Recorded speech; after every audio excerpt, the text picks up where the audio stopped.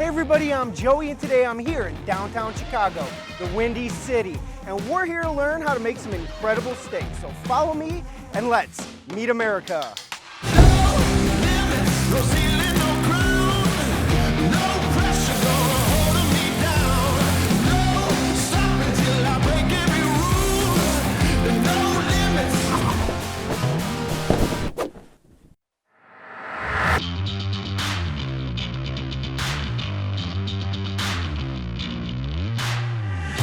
Chicago is a city known for many different things, but at the top of the list is the food. Second on that list is probably the accent. You know, dem dare those guys? Well, whether it's steak, pizza, hot dogs, or Italian beef, Chicago truly is my kind of town. Today, I'll introduce you to Executive Chef Brian Key, who will share with us how to break down a rib steak into rib eyes and that really special cut, the rib cap. So now, let's turn up the heat and cook some meat here at the Steak 48.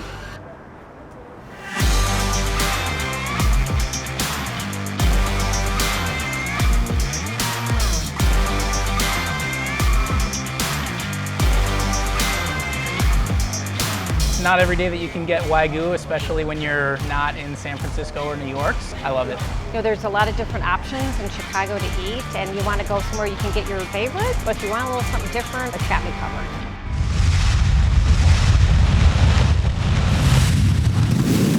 Can you talk to us about that big cut that's right behind you and tell us a little bit more about that? This is what they call an export rib. It's a ribeye roast with the bone still attached. Snagged this from my butcher before he actually got it on the saw. We're gonna demo one for you guys. What we do is we go in between the bones a little bit to remove some of the muscle. This stuff in between, if you think about where the ribs are and yourself, you know, every time you breathe, your rib cage is expanding and contracting. That muscle in between, which we call the intercostal muscle, gets a big workout. It's really stringy. You can eat it. It makes really good taco meat, but you gotta cook it for a long time. We're gonna take a little bit of the cap off because underneath that is called what they call a silver skin. That's really chewy and gets in the way of a good bite. Exactly. There's two types of fat on meat. What they call them is collagen and elastin. Collagen, you hear popular with ladies and injecting their lips and all that fun stuff. But that fat dissolves. Elastin, think about elastic like a rubber band. Right. You could cook the crap out of it and you're still gonna be flossing your teeth with it at the end of the day. It's like eating a rubber band. So yeah, we'll just trim a little bit of that off here. Now this is something someone can go buy at the store, Absolutely, right? yeah.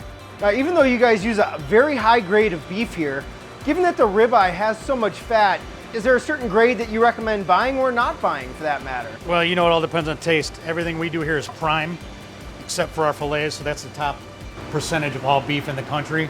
It's graded prime because of its fat content. Fat is flavor, fat melts. Ribeyes have a ton of fat, and that's why it's one of the most flavorful steaks. I'll just take one right here. We'll go right in between the bone and go straight through. And you got a nice little ribeye steak right here. It's a beautiful cut of meat. So you showed us earlier about that rib cap. Can you show us where that comes from on the ribeye and tell us just a little bit more about it? So when we had the full roast here, you had the cap muscle here. This muscle right out here on the outside of the ribeye is called the spinalis. Anybody that knows ribeyes, and in my opinion, that's the best muscle on the ribeye anywhere. So here's your ribeye. This is the cap on the outside. So we take that off to get this. And it's the best muscle, in my opinion, off that cut.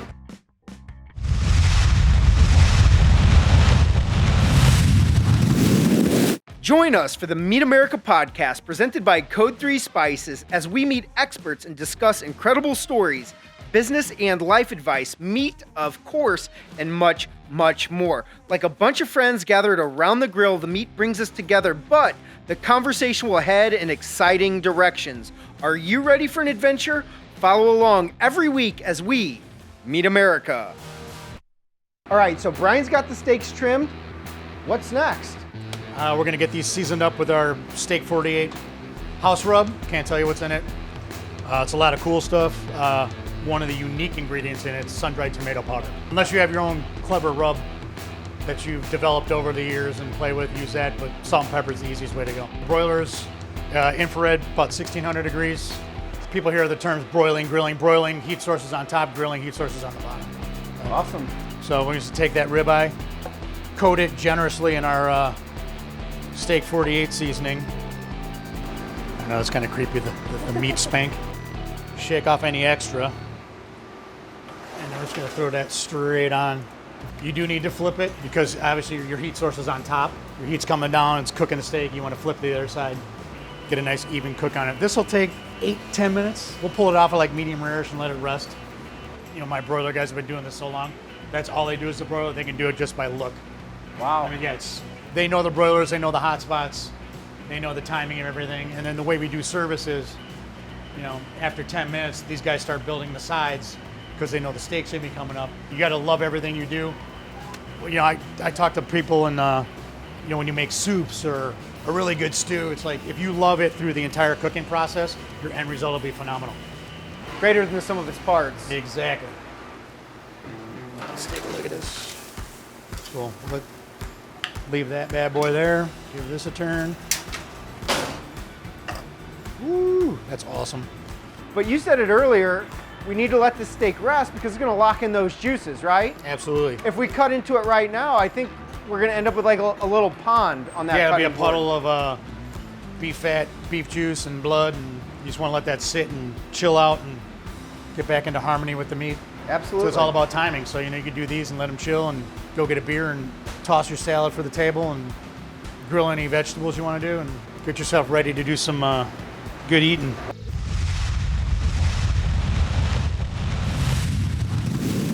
All right, chef, so our steaks are cooked. They're back there resting. What's next? We're gonna take just a everyday comfort food, mac and cheese, and elevate it to the level we do at Steak 48. And what are we using to elevate it with? We're gonna do a little rock shrimp and king crab. This pan here, what we're gonna do is I'm gonna take a little bit of butter, super hot, and then we're gonna slowly warm up our noodles. Now some people can do it, you know, in a pasta cooker. I like doing mine with a little bit of butter, just slowly in a pan, because then it's one less step. You season through every step of the cooking process.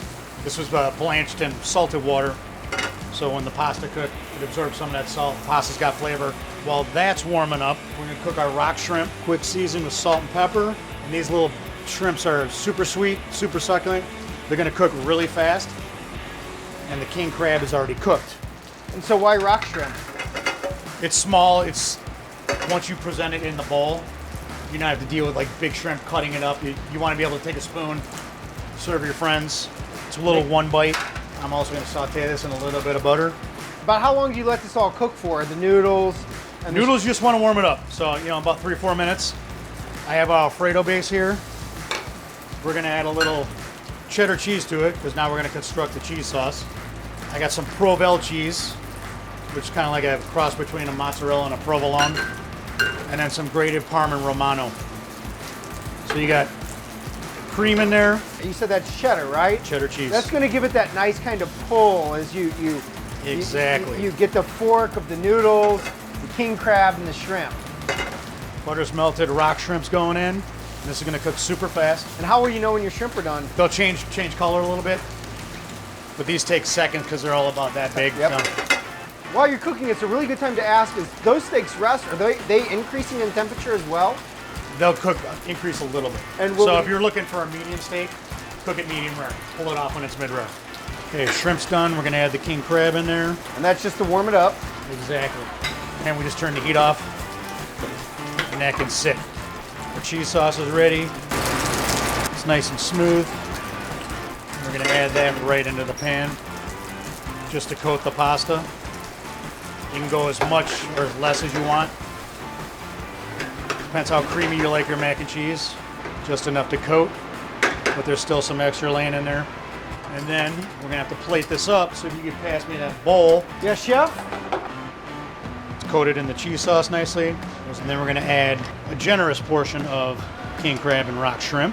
And so why do you add it on top and not mix it in with the cheese Well, you sauce? could mix it in, but you know, presentation-wise, Looks better. yeah, you look at this. I mean, this comes to your table, or you're walking by the table, it's gonna be like, what's that? Yep. Well, that's our mac and cheese. And you can get just mac and cheese on our menu. But this is the elevated version. We do king crab, rock and shrimp mash, and mac and cheese. And once you have that, I imagine Yeah, you can't go back to the regular way. No, this is Now ridiculous. you set a new bar with this thing. But we're not done yet.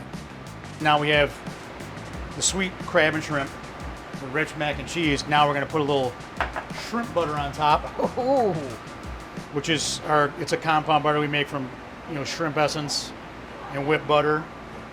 that And looks this just adds the next level of very richness and pretty. awesomeness to the dish. Oh yeah, it does. Oh yeah, it does. All right, now it's time to head to the table with the steaks and get this in my belly. Follow me.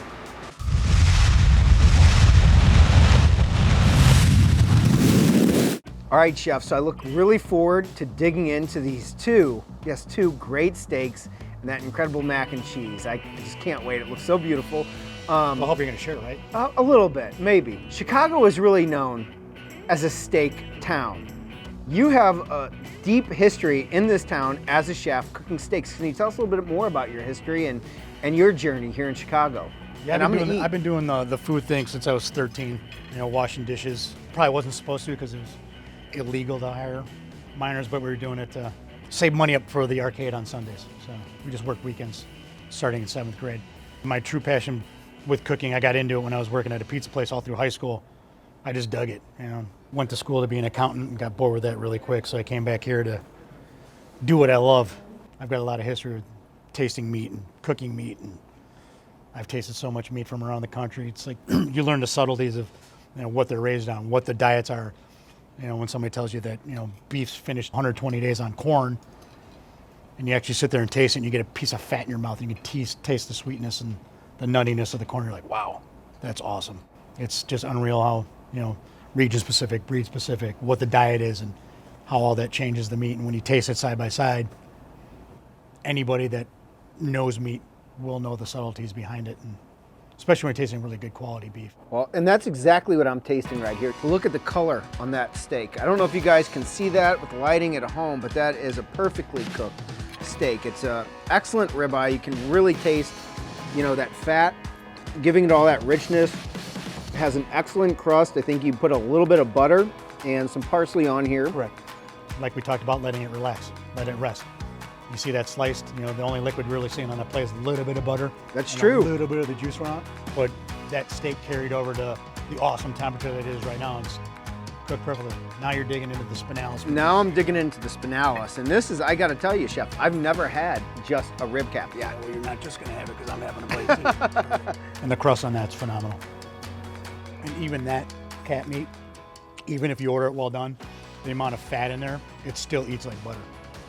I mean, wow, the crust is there, the tenderness is there, the richness from that Wagyu is just off the charts. You're getting a lot of that umami flavor. Yeah. That's what's really hitting you. And the one thing I've noticed with Wagyu is it's so rich that I almost can't eat as much of it as I can with a normal steak. Where I might be able to eat a 16-ounce steak prime or choice, with the Wagyu, I'm really, topping out about 8 to 10 ounces. And so that's a big impact.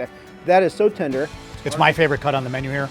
And I always tell people when they ask you, what's your favorite cut? I'm like, I'm not trying to upsell you because, it's Wagyu and it's expensive. It is. The spinalis butcher cut is my favorite cut on the menu. And then next would be the bone-in ribeye, which Yeah, they're both fantastic steaks. Now, I can't wait to dig into this. I've been eyeballing this since I saw it being cooked on the grill. It has just some beautiful color. The presentation is off the charts. Now, you said this orange color I'm seeing on top, that's a shrimp compound, like shrimp it's butter. Shrimp butter, yeah. So it's heavy cream that we mount shrimp butter into. It's a basic beurre blanc sauce, if you want to get the fancy terms. But that elevates that rich comfort food mac and cheese to the next level, and then you add the sweet.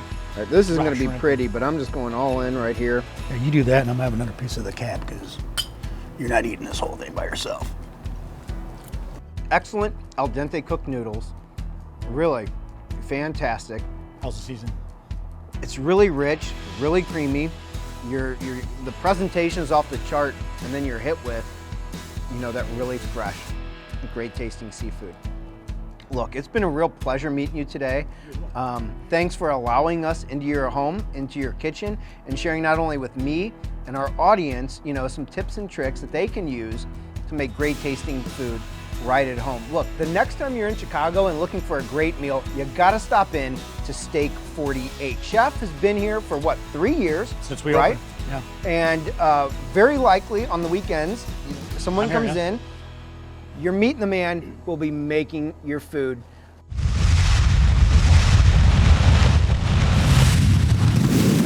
If you want to make a Steak 48 ribeye steak right at home, just follow these simple steps. Begin with a prime grade bone-in ribeye roast. Remove the intercostal muscles which are found between the tops of the rib bones. Remove the fat cap and all of the silver skin on the roast. Cut individual steaks 1.5 inches thick by cutting between the bones. Before cutting individual steaks, you can trim away the rib cap, also known as the spinalis, for tasty rib cap steaks. Season your ribeye steak with salt and pepper or use a rub of your choice. Steak 48 uses an infrared broiler to cook these steaks, but you can use a hot charcoal grill right at home.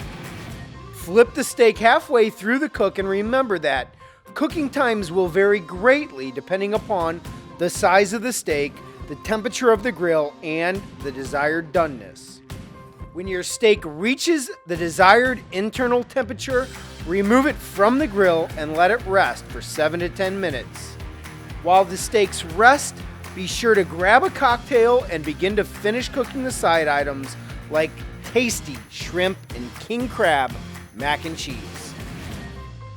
And today's pro tip to turn up the tasty: remember, you can cook thin steaks using only direct heat, but thick steaks should use both direct and indirect heat to prevent burning.